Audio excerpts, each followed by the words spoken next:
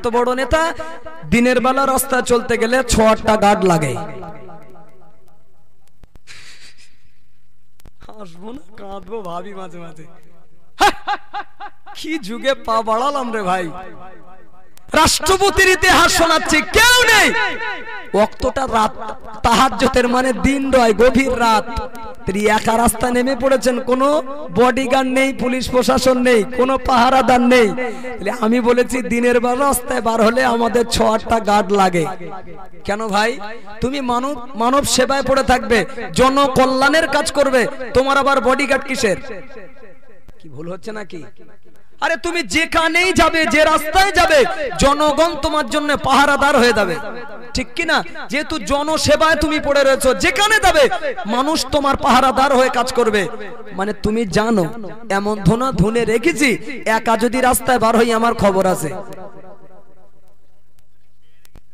কত খুলে বলে, চেপে যাও না। রাগ করছেন নাকি? করছেন? করলেও আমার ওয়াজ আমি চালিয়ে যাব। একজন যদি কেউ বলে যে হুজুরে সাবজেক্ট চেঞ্জ করুন, একজন, আমি বুঝে নেবো কাটা আছে, নুন দিচ্ছি, চিটচিট করছে, সোজা বাড়ি গিয়ে শুয়ে পড়বেন। সহ্য যদি না করতে পারেন আস্তে আস্তে উঠে চলে যাবেন। আপনার জন্য আমি সাবজেক্ট চেঞ্জ করব না। কি রাগ হচ্ছে নাকি? না, আপনি আমার ইমানের ভাই, কলেমার ভাই। জি, মাইকে মুখ দিয়েছে, আপনার দিলে আঘাত দেওয়ার নিয়তে নয়। আল্লাহর কসম খেয়ে বলছি, সাবজেক্ট এটাই রেখেছিলাম। পরস্পর 3টে আয়াত রেখে বুঝিয়েছি আমাদের স্থান সকলের ঊর্ধ্বে। সম্মান ইজ্জত কতটা আল্লাহ আমাদের দিয়েছে, সবার ঊর্ধ্বে স্থান। নেমেছি নিচে কেন নেমেছি? হাদিস দিয়ে শুরু করেছি। জামানার মানুষেরা যখন 15টা পাপের কাজে জড়িয়ে যাবে, তার ভিতরে বলেছি 5 ওয়াজ চলছে আপাতত নম্বর 1। আর একটু চালাবো চলুক। ওমর হুজুর একা হাঁটছে, কেউ নেই। হাঁটতে হাঁটতে একদিন গভীর রাতে ওমর হুজুরের কানে 2টো শিশু বাচ্চার কান্নার আওয়াজ যেন ভেসে আসে, মাসুম বাচ্চা। ওমর হুজুর চমকে গেলেন, এত রাত্রে বাচ্চাদের কান্নার আওয়াজ কেন? করুণ সুরের একটা আওয়াজ পাচ্ছে। সাহাবী ওমর রাদিয়াল্লাহু আনহু, মদিনার রাষ্ট্রপতি, মদিনার খলিফা, টুক টুক টুক টুক টুক টুক টুক টুক করে ওই ব্যক্তিটার ঘরের দরওয়াজার কাছাকাছি গিয়ে সাহাবী ওমর রাদিয়াল্লাহু আনহু সালাম দিলেন, আসসালামু আলাইকুম ইয়া আখালাল বাইত। ঘরের দরওয়াজা খুলে গেল। সাহাবী ওমর রাদিয়াল্লাহু আনহু লক্ষ্য করে দেখলেন ঘরের দরওয়াজা যেই না খোলা, ওই ঘরের ভিতরে ঘরের এক কিনার আগায় 2টো মাসুম সন্তান দাঁড়িয়ে দাঁড়িয়ে দাঁড়িয়ে দাঁড়িয়ে কাঁদে। 2টো মাসুম বাচ্চা ওজন নয়নে তারা চোখের পানি ফেলে। সাহাবী ওমর রাদিয়াল্লাহু আনহু লক্ষ্য করে দেখছেন একই ঘরের ভিতরে ঘরের এক কিনারায় 2টো বাচ্চা কাঁদে, ঘরের আরেক কিনারায় একজন মহিলা উনানের উপরে একটা হাঁড়ি তুলে দিয়ে ওই হাঁড়ির ভিতরে কি একটা জিনিস দিয়ে যেন নাড়াচাড়া দিচ্ছে, রান্না বান্না করছে। সাহাবী ওমর রাদিয়াল্লাহু আনহু জিজ্ঞাসা করেছিলেন, মা, ও মা মদিনার রমণী, ও মা মদিনার মহিলা, বলো না মা, এই গভীর রজনীতে তোমার বাড়িতে কেন কান্নার আওয়াজ পাওয়া যায়? মদিনার রমণী বললেন, আপনাকে তো চিনি না, জানি না। সাহাবী ওমর বললেন, আমার সম্পর্কে তোমার পরিচয় নেওয়া লাগবে না। ও মা মদিনার রমণী, এই গভীর রজনীতে যদি তোমার বাড়ি কোনো বিপদ ঘটে যায়, বিপদের কথা কি বলা যাবে না মা? বলো না, এই গভীর রজনীতে তোমার বাড়ি কি সমস্যা, কি অসুবিধা? সাহাবী ওমর এর কথা শেষ, মদিনার রমণী কাঁদতে কাঁদতে বলেছিল, কি বলবো দুঃখের কথা, কি বলবো ব্যথার কথা। বিগত কয়েকদিন আগে স্বামী আমার দুনিয়া থেকে ইন্তেকাল হয়ে গিয়েছে। বিগত কয়েকদিন আগে স্বামী আমার জগৎ থেকে মারা গিয়েছে। আল্লাহ পাক আমার গর্ভে 2টো সোনার মানিক আল্লাহ দান করেছে গো। ওই 2টো বাচ্চাকে রেখে দিয়ে ওর আব্বা বিগত কয়েকদিন আগে ইন্তেকাল হয়ে গিয়েছে। বর্তমানে আমার 2টো সন্তান ওরা এতিম আব্বা হারা। আমি মহিলা, বর্তমানে আমি বিধবা, স্বামী হারা। স্বামী ইন্তেকালের পরে আমার 2টো বাচ্চা ওরা খোদার জ্বালা আর সহ্য করতে পারে না। স্বামী ইন্তেকালের পরে আমার বাড়িতে এতটাই অভাব নেমে এসেছে, আমার 2টো সন্তানদের মুখে দুবেলা দুমুঠো আমি মা হিসাবে ভালো করে আহাত ধরতে পারি না।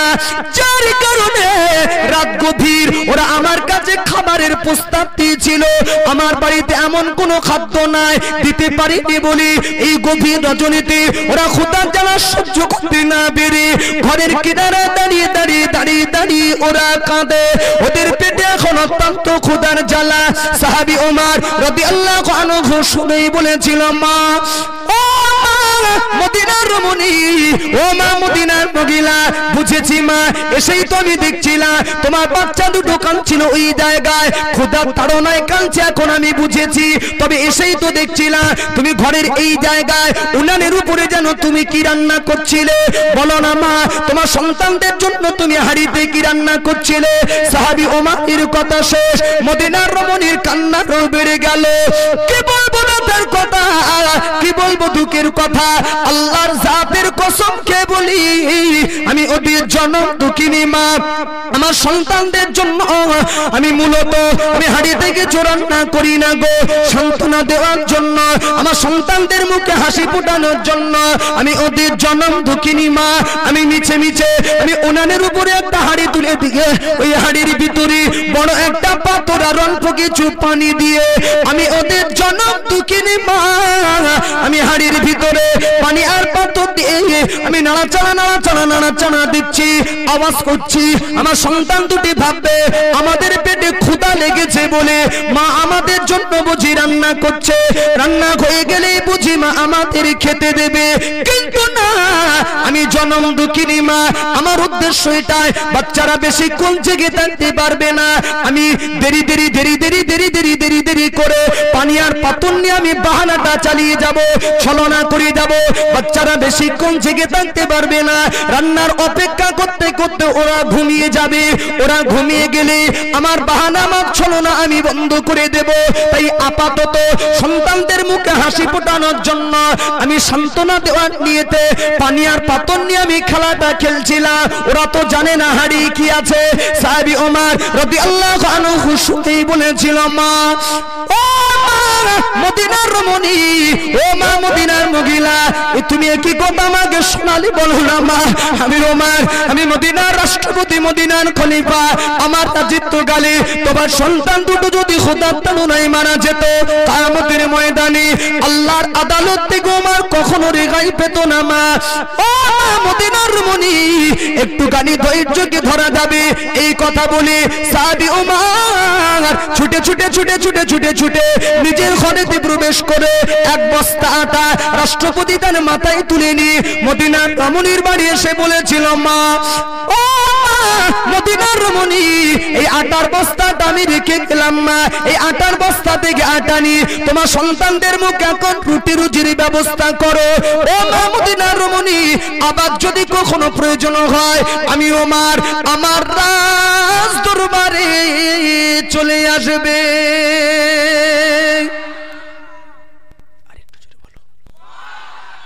আরেকটু জোরে বলো, নারে তাকবীর।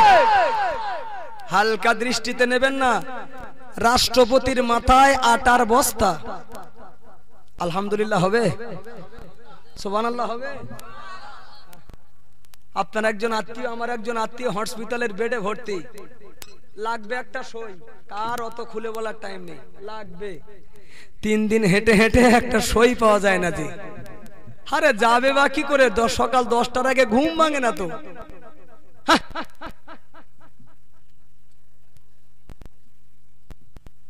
এই দেখো ও ভাইজান, 10টার আগে ঘুম ভাঙে না, আর ওমর হুজুর আরামের ঘুম কি তিনি জানতেন না। ঠিক আছে, গাড়ি বেঁকছে কি যাচ্ছে সিধা, এর থেকে সিধা কি করে চালাতে হয় শিখিয়ে দাও। দাও, নবী বলেছেন, নবী বলেছেন অযোগ্য ব্যক্তিরা যখন যোগ্যতার আসনে বসবে, ব্যাস।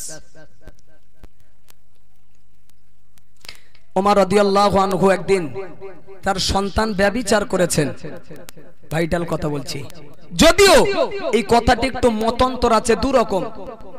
কেউ বলেছেন ব্যভিচার, আবার কেউ বলেছেন এটা মদ্যপান। তো রাষ্ট্রপতি ওমর হুজুরের সন্তান ভুল করেছেন, খুব ধ্যান দেবেন, ঘুম ছাড়ি কথাটা নেবেন। ওমর হুজুরের সন্তান ভুল করেছেন, বিচার করতে হবে রাষ্ট্রপতি ওমরকে। গদিতে বসে আছে তো, ব্যাস ছেলে ভুল করেছে, বাপকে বিচার করতে হবে, এই কথা। ভাই কি বিচার করবেন না করবেন, ছেলের উপরে বাপ বিচার কি করবেন না করবেন, মন গড়া না শরিয়াতের আইন অনুযায়ী, অবশ্যই আমি আপনাকে শোনাবো। তবে শরিয়াতের আইন অনুযায়ী, কোরআনের হুকুম অনুপাতে ওমর হুজুরকে বিচার করতে হবে। মন গড়া আইন বা মন গড়া বিচার চলবে না। ভাই কি বিচার করবেন না করবেন, জনগণ এই জায়গা তাকিয়ে আছে, গাড়ির স্টারিং কোন দিকে ঘোরায় দেখি, ছেলে মনে করে বেঁকে যায় না সিধা যেমন যাচ্ছিল তেমন যায়, এটাও জনগণ তাকিয়ে আছে। ভাই গাড়ির স্টারিং ঘোরাবে কি সিধা নিয়ে যাবে, আমি আপনাকে শোনাবো। তবে তার আগে শরিয়াতের আইন বা বিধানটা কি জাস্ট একটু আমরা জেনে নেব। শরিয়াতের আইন বলছে, ধ্যান দিন, কেউ যদি ব্যভিচার করে ব্যভিচার, তো শরিয়াতের বিধান বলছে তার উপরে দোররা বেত মারতে হবে 100 বার। ব্যভিচারের বিনিময়ে দোররা মারো 100, শরিয়াতের আইন। এই পর্যন্ত আপনাদের শোনা আছে, আশা রাখছি। অতিরিক্ত যেটা শোনা নেই, নতুন তত্ত্ব হলেও ইনশাআল্লাহ আমি আপনাকে শুনিয়ে যাচ্ছি। আরে ব্যভিচারের বিনিময়ে দোররা বেত মারতে হবে 100 বার, এটা তো বটেই। তবে অন্যায়কারীর উপরে যে দোররাটা মারবেন 100 বার, ওই দোররার লম্বা যেন হয় 3.5 হাত। কত হাত ভাই? লম্বা হবে। যার ওজন বা ভারী কিছু কম বেশি 7.5 কেজি লম্বা, বোঝো কিছু। মারবেন কত? মারবেন কত? 100। লিয়াসেন ওই খেটে, শরিয়াত যে খেটা বলছে যার ওজন 7.5 কেজি আর যার লম্বা 3.5 হাত, ওই একটা খেটে মুগুর আমার হাতে তুলে দেন, আর একটা আসামিও সামনে ফিট করে দেন। জি, শরিয়াত তো বলছে মারতে হবে 100 বার, 99 বার কষ্ট করে আর আপনার গোনা লাগবে না, হবেও না গুনতে, ইনশাআল্লাহ এক ঘায়ে চিৎ করে দেব। কি ভুল বললাম নাকি বাবু? না। আর শরিয়াতের মার মানে টুক টুক টুক টুক করে ছুঁইবো, আঘাত করবো, এমনটি নয়। এটাও বলছে শরিয়াত গায়ের যত শক্তি প্রয়োগ করতে হবে। আপাতত আল্লাহ আমার গায়ে যে শক্তি পাওয়ার দিয়েছেন, ক্ষমতা যা আছে, যার ওজন 7.5 কেজি মানে কিন্তু হালকা দৃষ্টির কথা নয়, এটা অনেক ভারী, লম্বা 3.5 হাত।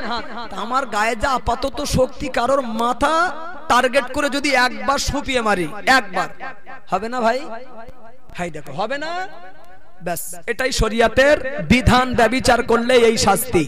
তাহলে ছেলে ভুল করেছে, গদিতে বসে আছে বাপ, গাড়ির ড্রাইভার। দেখি যাত্রী ভুল করেছে, ড্রাইভার কোন দিকে গাড়িটা নিয়ে যায়। শুনবেন? আমি সেই আগে বলেছিলাম একটা কথা মনে আছে, ওমর হুজুর যতক্ষণ গাড়ি চালাবে কিঞ্চিত পরিমাণ এদিক ওদিক দেখবে না, কারণ একটাই বলেছি, ওমর হুজুর অন্ধ ড্রাইভার নন, চোখওয়ালা গাড়ির ড্রাইভার। সুবহানাল্লাহ বলো আর একটু মহব্বতে। হ্যাঁ, যাবে, সিধা যাবে।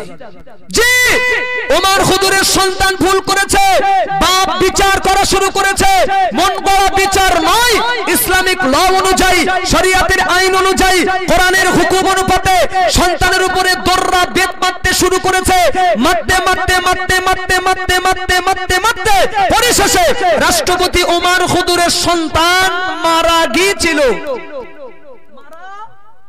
কথা বলে না, মারা। হ্যাঁ, ইতিহাসটা জ্বলন্ত নজির দিচ্ছে। এমন বিচার, ছেলে বলো বাপ বিচার করতে করতে ছেলেকে কবরে পাঠিয়ে দিল। এরপরেও শরিয়াতের আইনকে তিনি ভেঙে দেননি। জোরে বলে না, জোরে বলে না। আরে ছেলে দেয় যাক, ছেলে যায় যাক, ছেলে দিয়েছে আল্লাহ, ছেলের জন্য আল্লাহকে অসন্তুষ্ট করা যাবে না, এ চিন্তা তাদের মাথায় ছিল। 70 কি 69 বার মারার পরে ছেলে মারা গিয়েছিল ভাই, 100 হওয়া লাগেনি, দাফন কমপ্লিট, কবর কমপ্লিট, 30-31টা বেদ যে বাকি ছিল, কবর কমপ্লিট করার পরে সেই কটি বেদ কবরের উপরেই চালিয়ে 100 করেছে।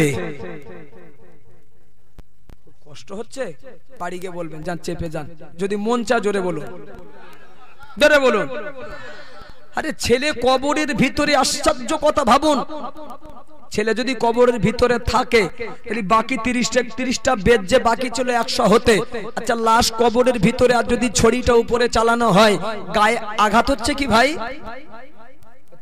এটা একটা কবর, ভিতরে একজন মাইয়াত আছে, উপরে যদি কেউ ছড়ি চালায় এখানে তার গায়ে লাগবে?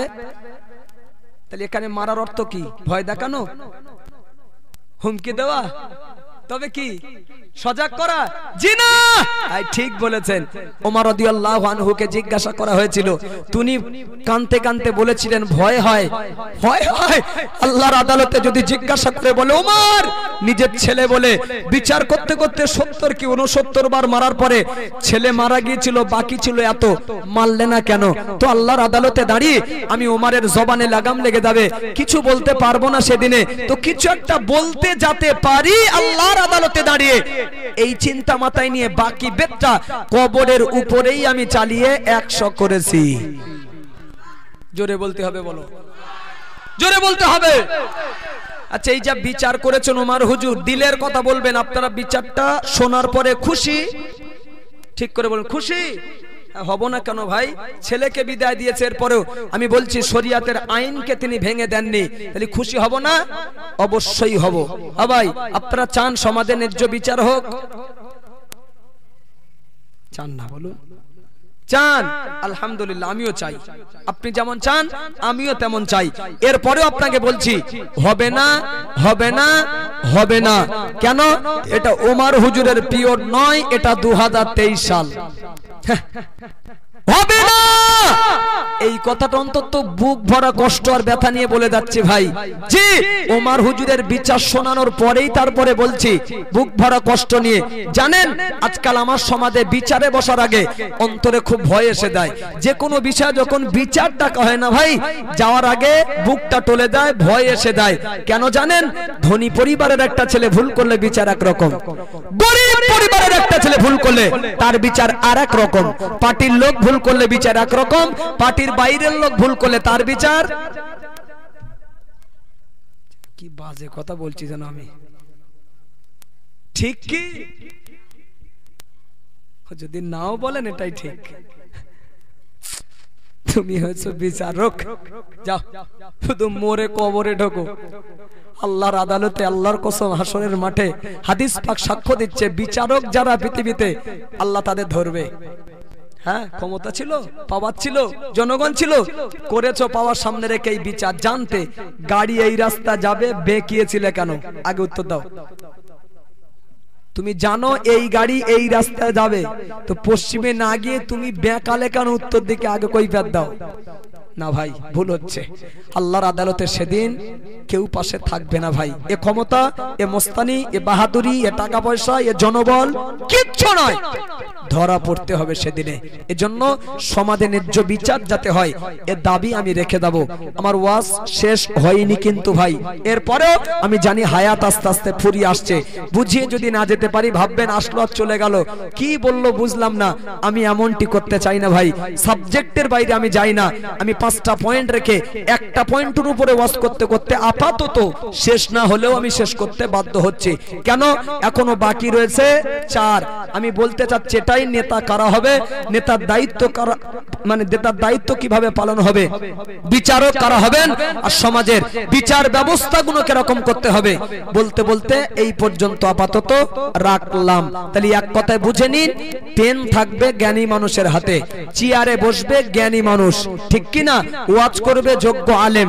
নবী বলেছেন এক কথায় মূর্খরা যখন এসে জায়গাগুলো দখল করবে, আর জ্ঞানী মানুষটা যখন তাদের সামনে দাঁড়িয়ে যাবে কাতারে, খেলা শুরু হয়ে যাবে।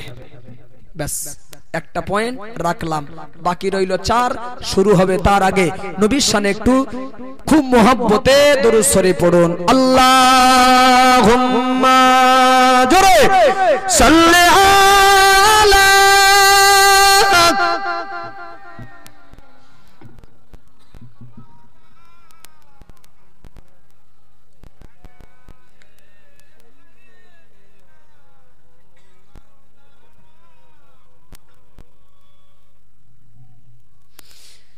মায়ের দোয়া লগে মুমিন, মায়ের দোয়া মায়ের দোয়া লগে মুমিন, মায়ের দোয়া বিপদে পড়বে না তুমি যখন যেথায় যাও। সুবহানাল্লাহ বলুন। মায়ের দোয়া থাকলে বিপদ হবে ভাই? বলো বলো না। কবি সেই কথাই বলছেন, মায়ের দোয়া কি পাওয়ার। বিপদে পড়বে না তুমি যখন যেথায় যাও, মায়ের দোয়া লওগে মুমিন, মায়ের দোয়া লও, মায়ের দোয়া লওগে মুমিন, মায়ের দোয়া লও। মায়ে যখন দোয়া করে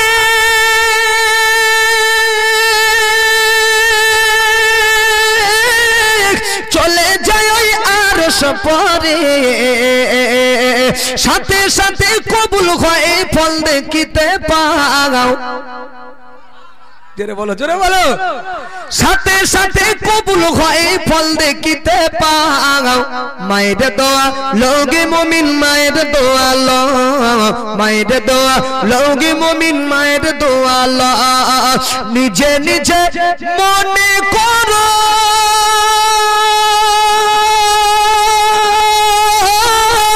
টাকায় আমি হইলাম বড়, যার কারণে মৃত্যু মুখে বেঈমান হয়ে যাও, যার কারণে মৃত্যু মুখে বেঈমান হয়ে যাও।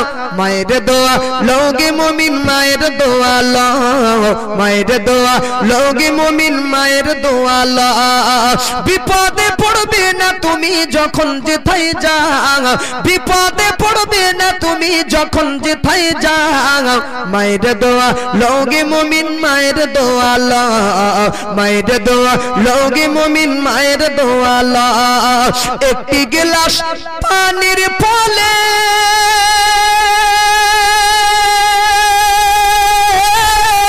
বাইজিদের কোলে তুলে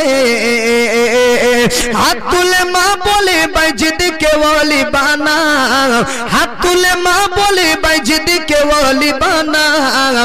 মায়ের দোয়া লওগে মুমিন, মায়ের দোয়া লও, মায়ের দোয়া লওগে মুমিন, মায়ের দোয়া লও।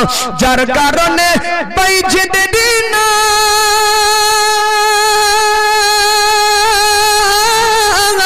ছড়িয়েছে বিশ্বভুবন, ছোট্ট শিশু বাইজিদেরই মতো সবাই হও, ছোট্ট শিশু বাইজিদেরই মতো সবাই হও। মায়ের দোয়া লওগে মুমিন, মায়ের দোয়া লও, মায়ের দোয়া লওগে মুমিন, মায়ের দোয়া লও। আল্লাহুম্মা সাল্লি আলা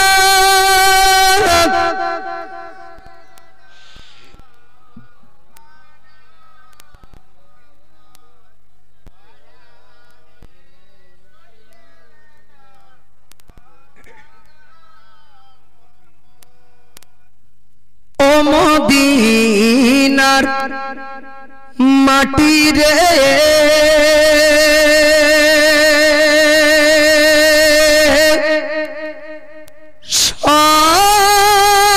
সকল সুখ বুঝি তোর কপালে।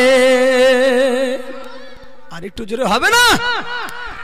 ও মদিনার মাটি রে,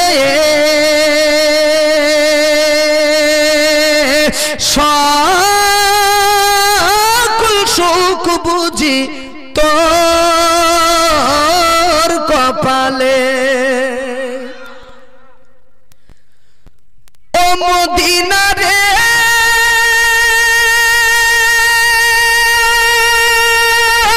তোর বুকে আমার নবী, যার লাগে পাগল সবই, যার পরে হইল সৃষ্টি ত্রিভুবন। কাঁদি আমি সারা কোণে, কখন যাব সেইখানে, কাঁদি আমি সারা কোণে, কখন যাব সেইখানে। সগে না সগে না আর পরানে, ও মদিনার মাটি রে, সকল সুখ বুঝি তোর কপালে ও মদিনার মাটি রে সকল সুখ বুঝি তোর কপালে আল্লাহুম্মা জোরে জোরে সাল্লি আলা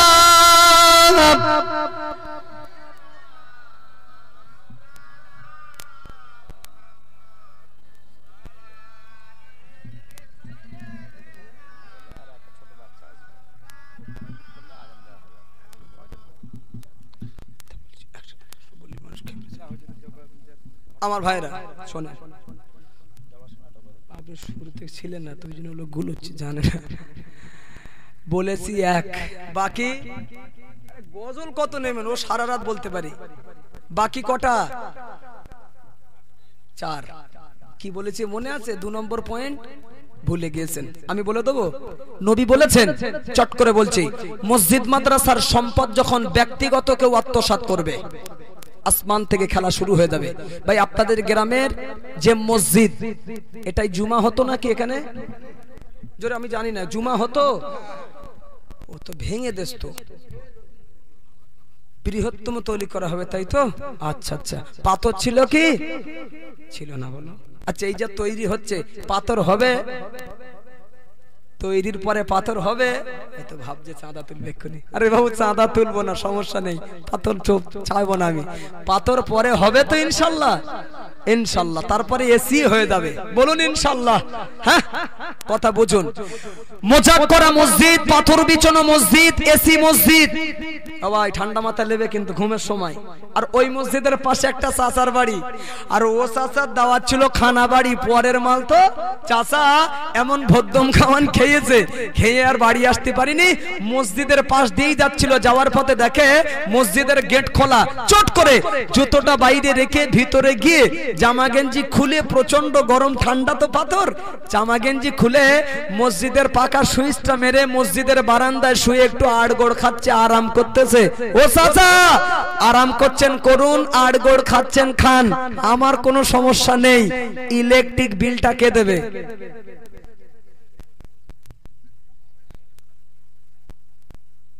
কিছু না বলি ওয়াজ করবো না, কিছু বলবো না।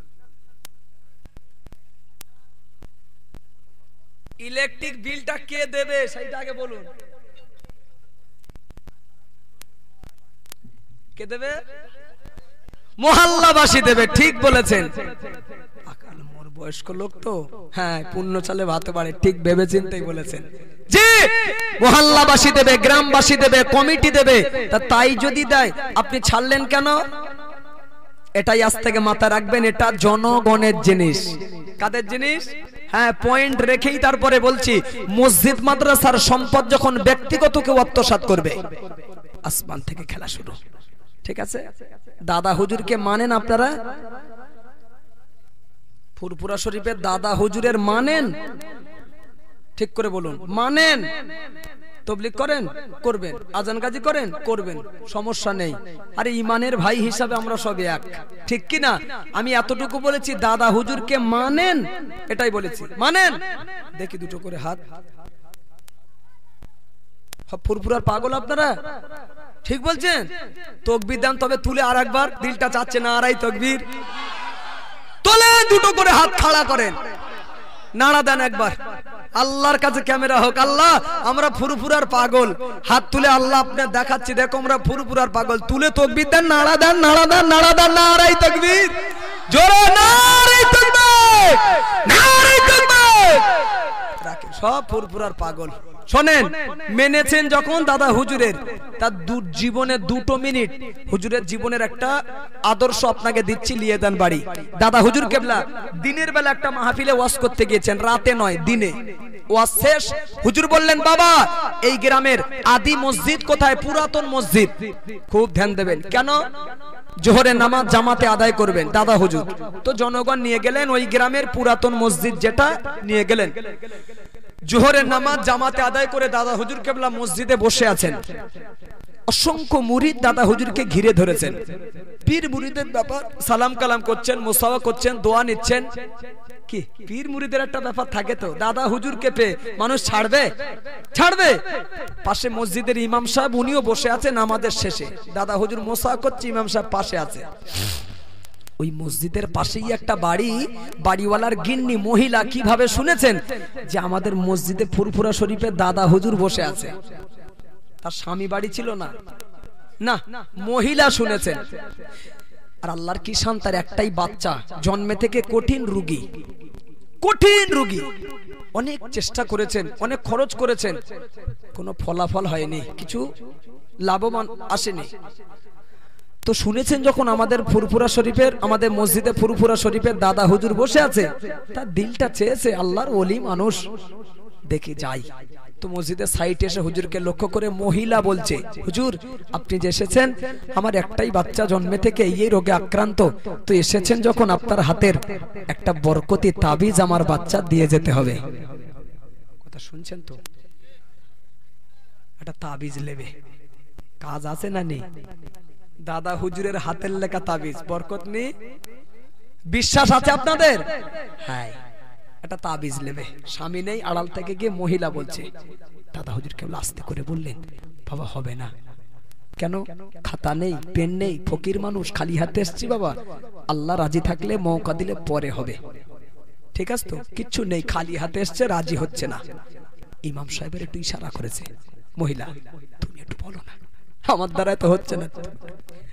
তো ইমাম সাহেব মহিলার হয়ে সুপারিশ করছেন যে হুজুর বাচ্চাটা খুব কষ্ট পায়, মসজিদের পাশেই বাড়ি, এসেছেন যখন একটা তাবিজ দেন। দেন হুজুর। আরে বাবা আমি বললাম খাতা নেই, পেন নেই, খালি হাতে এসেছি, ফকির মানুষ বাবা, পরে হবে, চাপ দিও না বাবা, যাও।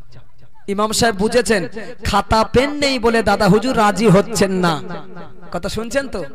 খালি হাতে এসছে, হুজুর রাজি হচ্ছে না। ইমাম সাহেব শুধু মাথাটা একটু ঘুরিয়েছেন পিছনের দিকে, বসেছিলেন মসজিদের ভিতরে দাদা হুজুর ইমাম সাহেব পাশাপাশি। ইমাম সাহেব শুধু মাথাটা ঘুরিয়েছে পিছনে, পিছনে ঘুরিয়ে দেখছে মসজিদের মেম্বারে একটা খাতার পৃষ্ঠার একটা পেন পড়ে আছে। শুনছেন? এনে হুজুরের সামনে দিয়ে বলেন এই খাতা আর এই পেন। আর সমস্যা আছে কি? কথা বুঝতে হয় ভোরের বেলা। আর সমস্যা আছে? আরে যেটা বাহানা, যেটা অজুহাত দাদা হুজুর পেশ করছিল, ইমাম সাহেব সেই খাতা পেন হাজির করে দিয়েছেন। দাদা হুজুর কেবল খাতা পেনটা দেখে আস্তে করে বললেন, বাবা ইমাম সাহেব এই খাতার পৃষ্ঠার পেনটা পেলে কোথায়? কোথাতে আনলে? হুজুর মসজিদের মেম্বারে ছিল, তাই এনে দিয়েছে। মসজিদের খাতা পেন নিয়ে আমাকে তাবিজ করতে দিলে? সুবহানাল্লাহ বলে না, না হচ্ছে না, জোরে বলো। আরে দাদা হুজুরের মানেন যে কালে কথাটা শুনেছেন, খুশি হয়ে বলেন না আর একবার। হ্যাঁ, তুমি মসজিদের খাতা পেন নিয়ে আমাকে তাবিজ করতে দিচ্ছ? হুজুর আপনি তো আল্লাহর কালাম লিখবেন, তাও বেকার নষ্ট হবে না, একটু কালি একটা খাতার পৃষ্ঠা, সেটি আল্লাহর কালাম লিখবেন। হুজুর সমস্যা কি? একটা তাবিজ দেন হুজুর, বাচ্চাটা খুব কষ্ট আমি জানি। পেন ছেড়েছো? শোনো, মেনেছে যখন দাদা হুজুর কি করছে দেখো। আল্লাহর ওলি মুসাদ্দিদ জামাল আলা হযরত দাদা হুজুর কিবলা রাহমাতুল্লাহ আলাইহি ওই সময় মসজিদের ইমাম সাহেবকে লক্ষ্য করে বলেছিলেন, না না ও বাবা মসজিদের ইমাম সাহেব, তুমি কি আল্লাহ পাকের কোরআন শরীফের আয়াতে কারিমাটা কি পড়ো নাই? মহান আল্লাহ বললেন, ফামান ইয়ামাল মিসকালা দাররাতিন খায়রান ইয়ারা ওয়া মান ইয়ামাল মিসকালা দাররাতিন শাররান ইয়ারা। ও বাবা ইমাম সাহেব, মহান আল্লাহ বলেছে পৃথিবীতে কেউ যদি যাররা পরিমাণ কোনো ভালো কাজ করে দেয়, আল্লাহ আখিরাতেও তার বদলা দেবে। আবার যদি পৃথিবীর জমিনে যাররা পরিমাণ কেউ যদি অসৎ কাজ করে দেয়, আল্লাহ কিয়ামতের দিন তার প্রতিদান দেবে। ও বাবা ইমাম সাহেব, জনসাধারণের পয়সায় মসজিদের খাতা কেনা, জনসাধারণের পয়সায় মসজিদের পেন কলম কেনা, আমি আবু বকর ব্যক্তিগত মসজিদের খাতা পৃষ্ঠা নেব না। নারে তাকবীর! ফ্যান ছেড়েছো? রাগ করে না, বিলটা দিয়ে দেবেন। মসজিদের জনগণের টাকায় খাতা পেন কেনা, দাদা হুজুর এই মনে করে ব্যক্তিগত নিয়ে তাবিজ করেননি। তুমি ফ্যান ছেড়েছো? ছাড়ো না, সমস্যা নেই, ইলেকট্রিক বিলটা হিসাব করে দিয়ে দিও। এটা জনগণের জিনিস, মাথায় থাকবে তো ইনশাআল্লাহ। মেজো হুজুরকে মানেন? হবে দাদা হুজুরে মানি, 5টা বাচ্চার মানবো না? আরে দাদা হুজুর 5 হুজুর খাঁটি যে আল্লাহর ওলি, কোনো সন্দেহ? এখনকার হুজুরদের কথা, দাদা হুজুর 5 হুজুর, সন্দেহ না? কোন মেজো হুজুর? যে মেলা হুজুর কিবলা রহমাতুল্লাহ আলাইহি সম্পর্কে খোদ দাদা হুজুর কিবলা বলে গিয়েছেন, বসিরহাটের বড় মাওলানা আল্লামা রুহুল আমিন সাহেব রহমাতুল্লাহ আলাইহি, বসিরহাটের বড় মাওলানা আল্লামা রুহুল আমিন সাহেব রহমাতুল্লাহ আলাইহি, উনি হলেন ইলমের দরিয়া, ইলমের সাগর, উনি হলেন ইলমের দরিয়া, ইলমের সাগর। ওই দরিয়ার ওই সাগরের জায়গাত হলো আমার মেজ সন্তান আবু জাফর। এটি মেজো হুজুর কেবলা জবানের কথা, এই দাদা হুজুর কেবলা জবানের কথা। বসিরহাটের আল্লামা রুহুল আমিন সাহেব ইলমের দরিয়া, ইলমের সাগর, ওই সাগরের জাহাজ হলো আমার মেজো আওলাদ আবু জাফর। কি জ্ঞান আল্লাহ দিয়েছিল গো মেজো হুজুর কেবলার। আছেন মজলিসে কেউ মেজো হুজুর কেবলার হাতে হাত দেওয়া মানুষ? কথা বলে না, নেই। আরে বাবু মেজো হুজুর কেবলার হাতে হাত দেওয়া মানুষ নেই? কেউ মুসা করেননি না? বলছে কোন হুজুর? ছোট হুজুর ইন্তেকাল করেছেন তো অনেক দিন আগে, তারপরে তো মেজো হুজুর হায়াতে ছিলেন, সবার শেষে তো মেজো হুজুর গেলেন। সম্ভবত 2002 সালে মেজো হুজুর কেবলা ইন্তেকাল করেছেন, মানে এখান থেকে 20-21 বছর আগে। যাক, আমার হায়াত শেষ, আমার হায়াত শেষ। মরে যাব নাকি? কথা বলে না, মরে যাব, আল্লাহর হুকুম হলে তারপরে মরবো, স্টেজের হায়াত শেষ। ঠিক আছে, শুনুন, আমি 5টা পয়েন্ট রেখেছিলাম। 2, মসজিদ মাদ্রাসা। 2, মসজিদ মাদ্রাসার সম্পদ যখন ব্যক্তিগত কেউ আত্মসাৎ করবে, আসমান থেকে খেলা শুরু হবে। ঠিক আছে, তো যে মেজো হুজুরের কথা বলছিলাম, 1 মিনিট শুনলেন। কলিকাতা তালতলা হাটে মেজো হুজুর কেবলার একটা খানকা শরীফ ছিল। প্রতি মাসে বাদ মাগরিব একদিন জিকিরের মাহফিল করতেন, মাসের যে কোন একদিন ডেটে। খুব ধ্যান দিন, একবার ডেট অনুযায়ী মেজো হুজুর কেবলা জিকির করছেন কলিকাতা তালতলা হাটে। জিকির করতে করতে মজলিসে কারেন্ট চলে গেল। দাদা মেজো হুজুর কেবলা আস্তে করে বললেন, বাবা বাতি জ্বালাও, জিকির চলছে তো, বাতি জ্বালাও। পাশ থেকে একজন দ্রুত গেল আর এলো, দেশলাই ঠুকে একটা মোমবাতি জ্বালিয়েছেন। একটু আলো হয়েছে, জিকির দোয়া সওয়াব রেসানি কমপ্লিট। মজলিসের শেষে পকেট থেকে পয়সা বার করে মেজো হুজুর কেবলা বললেন, বাবা জিকির করতে করতে যখন কারেন্ট চলে গিয়েছিল, আমি আবু জাফর বলেছিলাম বাতি জ্বালাও, তো যিনি দেশলার মোমবাতি কিনে না জ্বালিয়েছিলে, এই হাদিয়া পয়সাটা নিয়ে নাও। মানে রানিং দেননি, পরে পয়সাটা দিচ্ছে, কেনার দাম দিচ্ছে। শুনছেন তো? যিনি এই কাজ করেছিল সামনে এসে বলেন, হুজুর পয়সা লাগবে না, রেখে দেন। কেন? হুজুর আমি কিনিনি, তা পয়সা নেবো কেন? আরে খাতা কিনুনি পেলে কোথায়? হুজুর আপনি যখন বলেছিলেন আমি কিনতে যাচ্ছিলাম, দোকান পর্যন্ত আর যাইনি, পাশেই দেখে একটা মসজিদ পেয়ে গিয়েছি, যাওয়ার পথে আমি জানি মসজিদে গেলেই কিছু একটা পাবো। চলে যান এখান থেকে 20-30 বছর পিছনে, ব্যাগে চলে যান। অধিকাংশ মসজিদে দেশলাই মোমবাতি থাকতো। হ্যাঁ ভাই, ঠিক না বেটা? কথা বলো। অধিকাংশ মসজিদে। হুজুর তাই না আমি জ্বালিয়েছি, আমি তো কিনিনি। হুজুর কেবলা চোখ লাল হয়ে গিয়েছিল। যাও, আমি আবু জাফর বলছি, পীর হিসাবে যদি আমাকে মেনে থাকো, যদি আবু জাফর বলছি, যাও একটা এই পয়সাটা রাখো, একটা দেশলাই আর মোমবাতি কিনে আল্লাহর ঘর মসজিদের মেম্বারে জমা করে দেবে। জোরে বলো, জোরে বলো, জোরে বলো। হাই, ফ্যান ছেড়েছো, সমস্যা নেই, ইলেকট্রিক বিল যেন হিসাব করে দেওয়া হয়, এটা জনগণের জিনিস। 5টা পয়েন্ট রেখেছিলাম, শর্ট। 3 নম্বর পয়েন্ট বলছি, নবী বলেছেন মসজিদে বসে বসে যখন দুনিয়ার গল্প শুরু হয়ে যাবে, দুনিয়ার আলোচনা বাড়বে, যে পিরিয়ডে আসমান থেকে খেলা শুরু হবে। ঠিক আছে, এই হাট বাজার শুরু হয়েছে ভাই। আপনাদের যদি ঘুম লাগে, আমার ঘুম লাগে না? মানুষ তো দুটো তো সেরে এসছে, আর কতক্ষণ? দুটো ধৈর্য আছে, শুনছেন বলছি, কিন্তু চোখ বুড়ে আসছে, জ্বলছে ভাই। আমি বলেছি মসজিদে হাট বাজার শুরু হয়েছে কি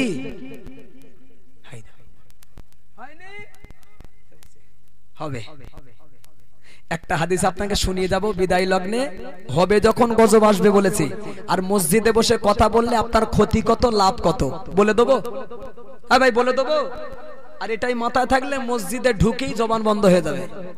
বলি হবে যখন গজব আসবে বলেছি, আর এটা বলছি করবে যদি একটা গল্প মসজিদে গিয়ে, ক্ষতি কত লাভ কত লিখে দাও মাথায়। আল্লাহ নবী বললেন, আল্লাহ নবী হাদিস শরীফে জানালেন, পাঁচটি স্থানে যদি দুনিয়ার একটি কথা বলা যায়, পাঁচটি জায়গায় যদি দুনিয়ার একটি গল্প করা যায়, আল্লাহ নবী বললেন 70 বছরের আমল আল্লাহ বেকার করে দেবে, 70 বছরের ইবাদত নষ্ট হয়ে যাবে। এক নম্বর, আল্লাহ নবী বললেন কোন হাক্কানি আলেমের মাহফিলে বসে যদি, কোন হাক্কানি আলেমের মজলিসে বসে যদি দুনিয়ার একটি কথা যদি জবানে বলা যায়, 70 বছরের আমল আল্লাহ বেকার করে দেবে। নম্বর 2, যেখানে কোরআন তেলাওয়াত হচ্ছে, আল্লাহ পাকের বাণী কালামুল্লাহ শরীফ যেখানে পড়া হচ্ছে, জামানার মানুষরা যদি ওই জায়গায় গিয়ে জবানে দুনিয়ার একটি গল্প যদি করে ফেলে, 70 বছরের আমল আল্লাহ বেকার করে দেবে। নম্বর 3, আল্লাহ নবী বললেন আল্লাহর ঘর মসজিদে বসে বসে যদি, আল্লাহর ঘর মসজিদের ভিতরে গিয়ে যদি জামানার মানুষের জবানে দুনিয়ার একটি গল্প যদি করে ফেলে, 70 বছরের আমল আল্লাহ মাইনাস করে দেবে। নম্বর 4, জানাজা নামাজ পড়তে গিয়েছেন, জানাজা নামাজ পড়তে গিয়ে জানাজার কাতারে দাঁড়িয়ে মাইয়িতকে সামনে রেখে যদি জবানে দুনিয়ার একটি গল্প এসে যায়, 70 বছরের আমল আল্লাহ বেকার করে দেবে। নম্বর 5, জানাজা নামাজ সমাপ্তি করে মাইয়িতকে কবরস্থানে নিয়ে গিয়েছেন দাফনের জন্য, আল্লাহ নবী বললেন ওই কবরস্থানে দাঁড়িয়ে যদি জবানে দুনিয়ার একটি গল্প এসে যায়, 70 বছরের ইবাদত নষ্ট হয়ে যাবে। জোরে বলুন, আরো জোরে বলুন, আরো জোরে বলুন। ব্যাস আপনাদের পরীক্ষা হয়ে গেছে, আমার ওয়াজ এবার শেষ। মানে আর আপনাদের ধৈর্য নেই না। বাবু গজল গজল করছে কেন? আমি বলেছি 5টা জায়গায় দুনিয়ার একটা কথা বললে আমল নষ্ট হয়ে যায় 70 বছরের। তাহলে এটা সুখের সংবাদ না দুঃখের সংবাদ? কথা বলে না, দুঃখের। 5টা জায়গার নাম বলার পরে যদি আমি বলি জোরে বলুন, কি বলবেন ওটা আমি বলিনি, তা কি বলতে হবে? সুবহানাল্লাহ, সুবহানাল্লাহ। আল্লাহ মাফ করে দেন, আবেগে হয়তো টানে বলে ফেলেছি। আল্লাহ বাইরেরটা দেখেন, কি বাইরেরটা দেখেন না, আল্লাহ ভিতরেরটাই দেখেন। আল্লাহ মাফ করে দেন, বলুন আমিন। ভাঙাবো না, ভাঙালে আপনাদের ধৈর্য থাকবে না, সময়ও পাবো না। জাস্ট এতটুকু বলতে চেয়েছি, 5টা জায়গা একটা কথা বললে আমল নষ্ট হবে 70 বছরের। 3 নম্বর মসজিদ। ঠিক আছে, চালান কত গল্প করবেন মসজিদে। 4 পয়েন্ট রেখেছিলাম। নবী বলেছেন সমাজে গান বাজনা যখন বেড়ে যাবে, প্রাচুর্য পাবে, আসমান থেকে গজব আসবে। যুবক ভাই, মুরব্বীদের কথা বাদ দিলাম, যাওয়ার পথে একটা শেষ ঝাঁকানি মেরে বলো দেন দেখি ভাই, সমাজে গান বাজনা বেড়েছে? যুবক ভাই যারা আছে একটু বলো, বেড়েছে? হ্যাঁ বেড়েছে। আপনি বলেছিলেন সেই শুরুর কথা, নবী যা বলে গিয়েছেন 1500 বছর আগে, নবীর কথা সত্য হবে। তো যদি না বাড়ে নবীর কথা তো মিথ্যা হয়ে যাবে ভাই। বেড়েছে তো বেড়েছে। হ্যাঁ, বাড়ার কারণ এই গজবের মোবাইল। গজবে খাওয়া হয় না, ভালো করে খাওয়া হয় না, 30,000 টাকা দামের ফোন, পরনের কাপড় জোটে না ভালো করে, 20,000 টাকা দামের ফোন। কেন ভাই? ফুটু মানুষেরও তো স্টাইল কিসের? আর যদিও আজকাল পরনের কাপড় জোটে যুবক ছেলেদের, তাও সব ছেঁড়া। কথা বলে না। হ্যাঁ, দুটো কথা বলবেন, প্রতিবাদ করবেন, ও আপনার বুঝিয়ে ছেড়ে দেবে। এ সমাজের জন্য একটা স্টাইল। মুরব্বী, পায়ের ধুলি মাথায় রেখে বলছি, বাপ কষ্ট নেবেন না, বেয়াদবি নেবেন না, একটু বলবেন। জীবনে কোনোদিন আপনারা শুনেছেন যে ছেঁড়া জিনিস স্টাইল হয়? এই বলে হয়।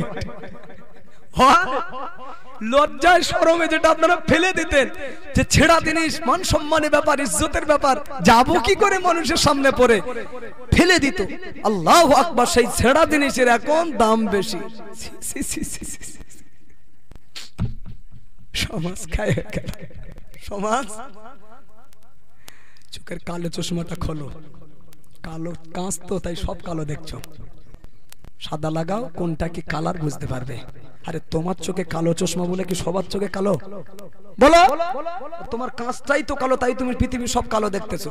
তা তোমার শরম নেই বলে আর কারো শরম নেই? আল্লাহ হেফাজত করুন। 5 শেষ পয়েন্ট, নবী বলেছেন ধনী ব্যক্তিরা তখন যাকাত দেওয়াটাকে নিজেদের জন্য জুলুম মনে করবে। বোঝা, অত্যাচার, আমার জুলুম হচ্ছে, এটা মনে যখন করবে আসমান থেকে গজব আসবে। শেষ কথা বলবেন, এই যুগে সব ধনী যাকাত দেয় কি? ও ভাই যাওয়ার সময় ব্যথা দিও না, জোরে বলো। যাকাত দেয়, তবে কিছু ধনী দেয়। সব ধনী যাকাত যদি দিত সমাজে কেউ আর গরিব থাকতো না, এটাই সমীক্ষার কথা বলছি। আর যাকাত ফেতরার হুকুম এই জন্য আল্লাহ আমাকে দিয়েছে অঢেল, এক মুষ্ট নেবো গরিবের ছুড়ে দেবো উঠে যাবে। আর একজন অর্থ আল্লাহ যা দিয়েছেন আর একজন এক মুষ্ট গরিবের দেবে, ও উঠে যাবে। এই গরিবের তোলার জন্যই যাকাত ফেতরার হুকুম। ঠিক আছে, মশলা একটা শিখবো আমি আপনাদের কাছ থেকে, শিখে যাব। যদি আমি না শিখে আপনি শিখবেন, যে কোনো একটা। বলেন আপনি ধনী আমি গরিব, আপনি যাকাত দেবেন, আমি যাকাতের মাল নেব। মশলায় কি আছে? আপনি ধনী বলে আমি গরিব আপনার কাছে নিয়ে আসবো, না আপনি ধনী আমার কাছে এসে দিয়ে যাবেন? আন্দাজে কিন্তু গুলি মারবে না, না। যদি জানা থাকে বলুন আমি গরিব তুমি ধনী, নাও তোমার ধনী বানাচ্ছি। তাহলে আমি গিয়ে আনবো, না তুমি আমার কাছে এসে দিয়ে যাবা? সেই বলে ভালো, ওটা তো মন গড়া কথা। দিয়ে যাওয়াটা ভালো, এটা মন গড়া কথা। শরিয়ত কি বলছে সেটাই বলো।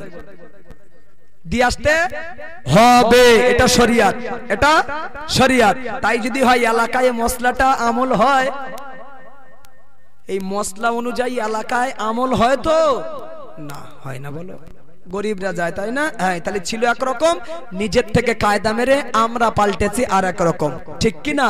এই দেখেন, এই হাতের থেকে এই হাত আল্লাহর কাছে অনেক দামি। সুবহানাল্লাহ জোরে বলুন, আর একটু চিল্লে বলুন। এটা কোন হাত? ডান হাত বলবেন না, এটা কোন হাত? সেই বলে ডান হাত। আমি চট করে বলে দিয়েছি, আমি জানি দেরি করলে ভুল হবে। আমি বলেছি এটা কোন হাত, ডান হাত বলবেন না। তাহলে কোন হাত বলবেন? এটা চাওয়ার হাত, নেওয়ার হাত। দাম নেই, এটাই দাম। এটা কি?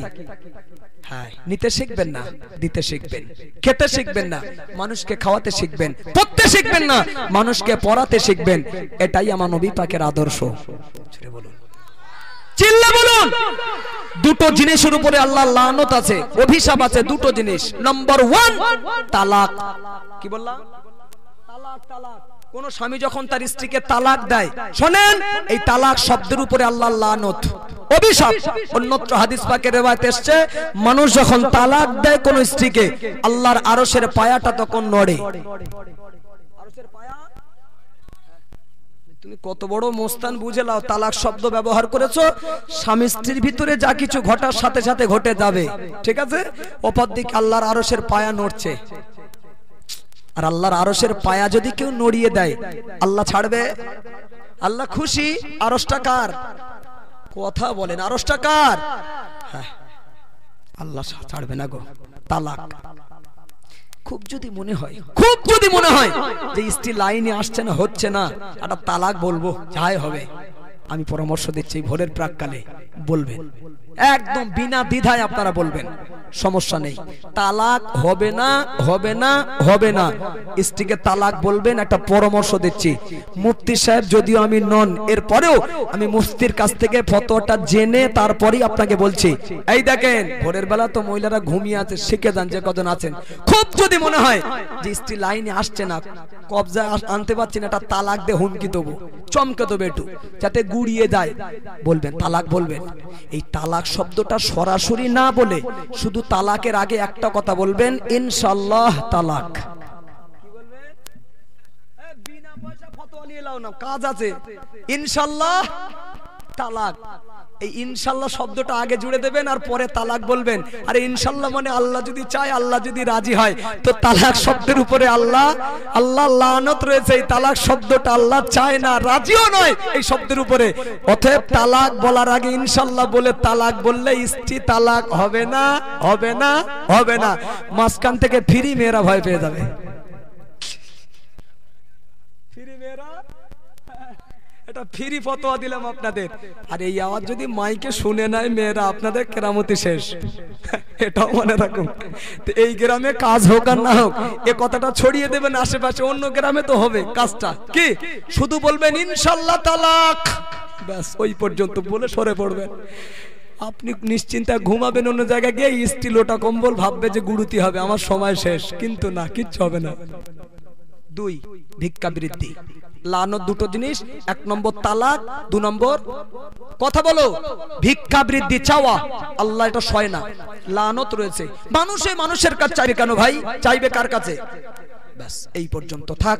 বলতে বলতে আমার হায়াত যতটুকু ছিল ভাই, আমি ততটুকু তার উপরে কথা রেখে এবার বিদায় নিচ্ছি। আমার ভাষাগত দিক দিয়ে যারা ব্যথা পেয়েছেন, কষ্ট পেয়েছেন, আল্লাহর রাস্তে ক্ষমা নজরে দেখবেন। 5টা পয়েন্ট রেখেছিলাম, বোঝাতে চেয়েছি এটাই আদমের আওলাদ আমরা, আল্লাহর বান্দা আমরা, উম্মতে মুহাম্মাদি হিসাবেও আমরা। তাহলে আমাদের সম্মান, ইজ্জত, মর্যাদা পৃথিবীতে কতটা দিয়েছে। স্থান ঊর্ধ্বে, নেমেছি নিচে কেন? কেন নেমেছি? কাদের দোষে, কি অপরাধে? আর বুঝতে বাকি আছে কি?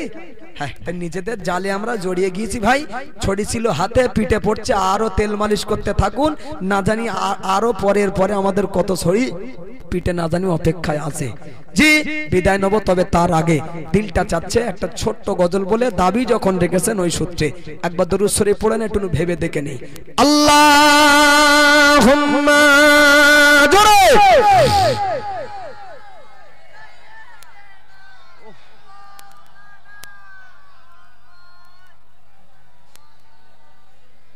গ্রামের নাম কি গো? দড়ি কৃষ্ণনগর। ধন্য ধন্য ধন্য ধন্য দড়ি কৃষ্ণনগরীর গ্রামবাসী,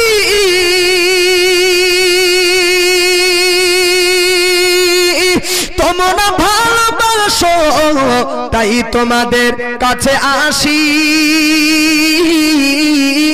সালাম জানাই সবার প্রেমের কুসুম বাগিচায়, সালাম জানাই সবার প্রেমের কুসুম বাগিচায়।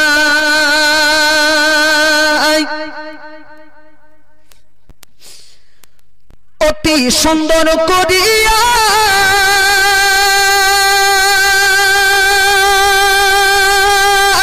পাড়ার সবাই মিলিয়া, অতি সুন্দর করিয়া পাড়ার সবাই মিলিয়া জান্নাতের বাগিচায় সম এই জলসাকে সাজাইয়া। ধন্যবাদ জানাই সবাইকে, ধন্যবাদ জানাই সবাইকে। আর এই মাহফিল প্রতি বছর যেন এই রূপে সাজে, প্রিয় নবীর ওসিলায়, পিরুলি সকলের দোয়ায়, প্রিয় নবীর ওসিলায়, পিরুলি সকলের দোয়ায়। ধন্য ধন্য ধন্য ধন্য দড়ি কৃষ্ণনগরীর গ্রামবাসী, তোমরা ভালোবাসো তাই তোমাদের কাছে আসি। সালাম জানাই সবার প্রেমের কুসুম বাগিচায়, সালাম জানাই সবার প্রেমের কুসুম বাগিচায়। আল্লাহুম্মা